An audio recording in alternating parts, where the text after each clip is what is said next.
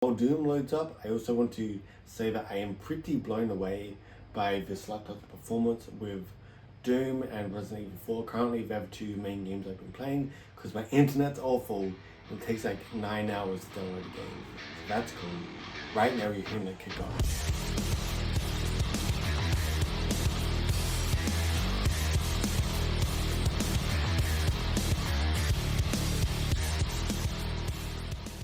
Alrighty, today we're going to be looking at the ASUS G15 Zephyrus by ASUS, of course.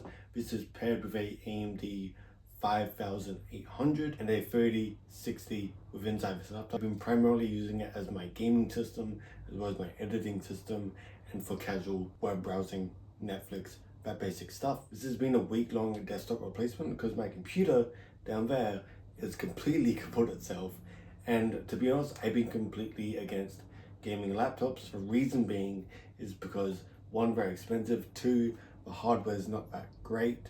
Even though you might have a high-end system, the actual capabilities of that hardware are capped because everything is all compressed inside a laptop. Now, why might you want to buy a gaming laptop?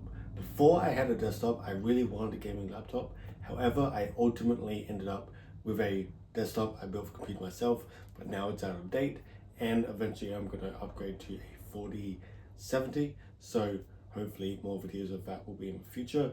But the reason why you'd actually want to go with a gaming laptop is because, one, you might move around a lot, as in how's it. Second thing is, you might want portability. Now, I don't recommend that you use this gaming laptop for gaming when you're not charging it.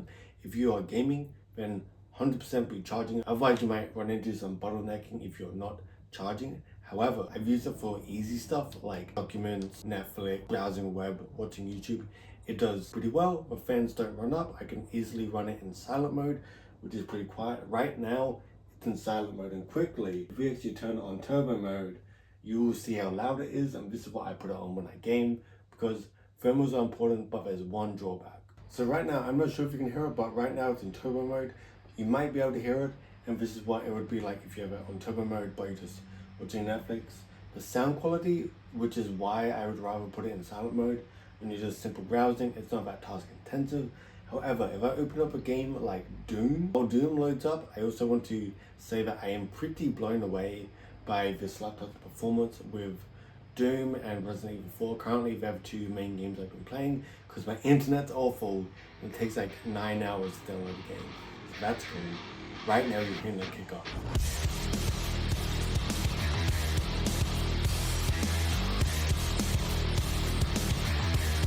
I've been playing for about 10-15 minutes now. Right now we're running at maximum capacity, about 80 degrees, and it's fairly hot. Now I'm going to put the game to the other thing that I'm quite concerned with.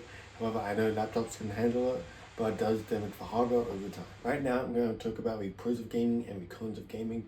Now for me, this laptop is a much better pro than my current desktop, because my current desktop, I have a 1060, I run a 1080p monitor that goes to 60 Hz. I used to run on that all the time until I upgraded to 1440p. Of course, with a 1060, you cannot run 1440p games. However, what you can do, and with this laptop, it's actually more beefier than my current system. As I said, this has a RTX 3060 in it and a AMD Ryzen 5000 series within it.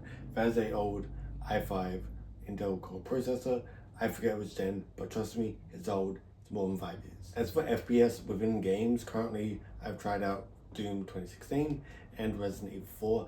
I can max out those settings and run at 144 Hz consistently, running at 1080p. However, the cons when it comes to gaming is that near the back, near the monitor, it gets quite hot, even to the touch, after a few seconds after I release my hand, because it does get quite hot. As well as where the WASD keys are, that section also gets pretty hot, but that's why the fans kick in. However, after a few hours of gaming, it gets quite hot, and it even leads into where the actual screen is, and it does get quite hot there.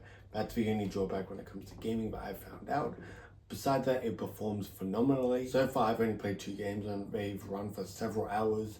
I have not had any crashes or any issues besides one time in Doom 2016, but that was a one-off thing, and I put in about 30 hours in a week in Doom 2016, and I've put in about 12 or 16 hours in Resident Evil 4, both run pretty well. And on this screen, compared to these screens and these graphics settings when I'm playing on desktop, it's a million times better, of course, because your graphics are turned up. You don't have to be a nerd to understand that, because my card can only run things on low because it's a very old card. However, playing everything on ultra settings, it's phenomenal, even running at 1080p, 144 Hertz, and going from 60 Hertz to 144 Hertz while gaming, phenomenal difference. People say you can only see 30 Hertz with your eyes. It's a lie. Scientists are lying to you. As well as using programs like Adobe Premiere or CapCut, those two are pretty intensive, but this handles it really well. I've not had any issues, I've not had any stutters or frame drops or anything like that while doing that. I can easily, edit and export my videos, whether it's short form content or full length videos like this one you're seeing. Adobe Premiere runs really well, as well as CapCut runs really well.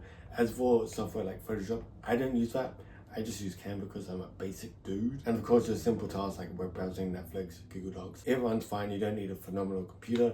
Any computer can do that, and it runs well. I can't necessarily talk much about the battery life, as this is a desktop replacement, as I'm always using it in this room because I'm doing intensive tasks like video editing and all that sort of stuff. I want to get the maximum power out of the system as I can, as well as if I game, of course, I want to have it hooked up, have it on a solid base where it can't get hot, whereas if it was on my laps or on the bed, it's going to get pretty hot. And running at 80 degrees, it's already pretty hot. I don't like it, but that's what you get with a laptop. It's a compressed system and it handles pretty well, but you do get the drawbacks such as overheating in those areas near the monitor, as well as the WASD keys. But compared to my desktop, I am very impressed with this. It handled everything pretty smoothly. I honestly thought coming into this that I'd be a little bit disappointed when it came to gaming. Besides the couple of drawbacks that I went through, like the heating and all that stuff, I'm phenomenally impressed. And if you are thinking about getting a gaming laptop, I'm not saying they're bad, I'm just saying they're not necessarily for me. I've always been a desktop guy, mainly because of cooling. That was my main issue with this. Cooling is a bit of an issue, but with desktops it's a lot better, and I naturally directed more towards the desktop route because for me, in my opinion, I think it's safer. But if you're looking for a gaming laptop with a 3060, 3070, even a 4000 series, they do run pretty well. But if you guys got any questions about this, I'll release more videos in the future, or I can just upload a short. So if you got anything, let me know, like, comment, subscribe. And if you made it this far during the video, cool, good on you.